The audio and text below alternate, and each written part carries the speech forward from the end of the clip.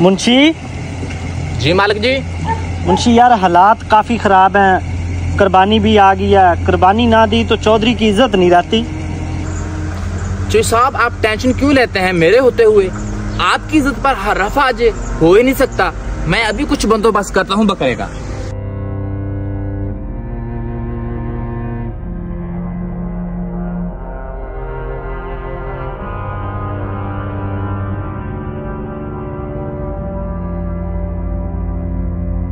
जी साहब ये लो बकरा, जो आपने मुझे काम बोला था वो मैं कर आया हूँ। वेरी गुड, मुझे यकीन था कि ये काम सिर्फ तुम ही कर सकते हो।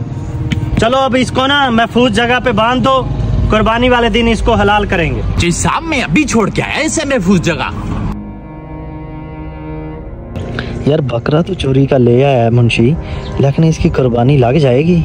अच्छा चलो कारी साहब को बुला के उनसे मशवरा लेते हैं, वो क्या कहते हैं।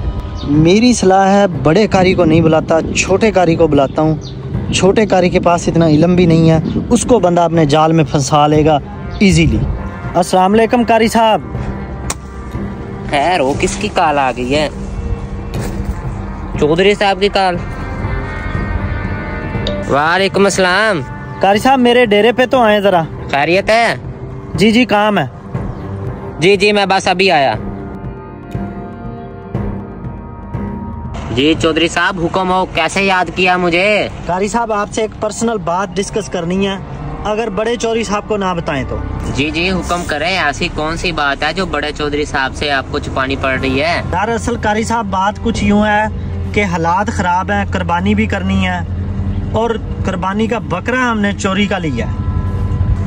नहीं चौधरी साहब, चोरी के बकरे की कुर्बानी नहीं हो सकती। ये तो बहुत गलत काम है आप जो कर रहे हैं। कारी साहब वाकई अब इसमें कुछ नहीं हो सकता? नहीं इसमें कोई गुंजाइश वगैरह नहीं है। तो ठीक है मैं चलता हूँ। ठीक है चौधरी साहब। मुंशी को कॉल करता हूँ। मुंशी किधर हो? इधर आओ मेरे पास। जी मालिक साहब अब क्या हो गया? यार मुंशी वो जो आपने काम किया वो तो नहीं बन रहा है यार। मैंने छोटे कारी को बुलाया था, वो कह रहा है ये जायज ही नहीं है। जी साहब मेरे पास इसका एक और हल भी है। वो क्या? जी साहब हम इस बकरे को बेच देते हैं और उन पैसों का और बकरा ले आएंगे, वो तो चोरी का नहीं रहेगा फिर। ये बात आपने पते की है। अच्छा चलो जाओ इसको बेचो और नया बकरा लेके आओ। ठीक है जी साहब अभी हो जाता है, मैं अभी आया। यार चौधरी साहब ने ना कुर्बानी करनी होगी यार, उसको जाके कहता हूँ यार खाल जो है ना वो हमारे मदरसे को दे यार, उसके पास चलता हूँ। अस्सलाम वालेकुम। वालेकुम सलाम। बैठे कारी साहब। चौधरी साहब इस दफा आपने कुर्बानी तो करनी होगी। जी कारी साहब करनी है। मैंने इस बारे में आपसे कुछ मालूमात भी लेनी थी। जी हुक्म करें। कारी साहब इस दफा हालात बड़े टाइट हैं, तो हमने बकरा लिया था चोरी का। वो आपके बेटे छोटे को बुलाया था कारी साहब को, उनसे मशवरा किया, उन्होंने कहा कि चोरी के बकरे की कुर्बानी जायज़ नहीं है। फिर हमने ना वो बकरा सेल करके उन पैसों का और बकरा लिया है। क्या उस बकरे की कुर्बानी जायज़ है?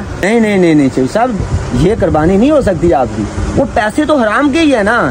कारी साहब क्या करें, अब मुआशरे में इज्जत भी तो कायम रखनी है ना, मजबूरी है। चौधरी साहब ये कैसी बातें कर रहे हैं आप? अल्लाह को राजी करना है या मुआशरे को राजी करना है? ये आपकी कुर्बानी जायज नहीं है।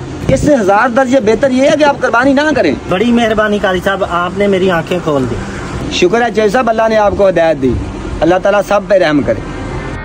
इस स्टोरी से हमें सबक दिया जाता है कि किसी गरीब या यतीम के पैसों को छीनकर कुर्बानी करने से बेहतर है कि कुर्बानी ना ही की जाए।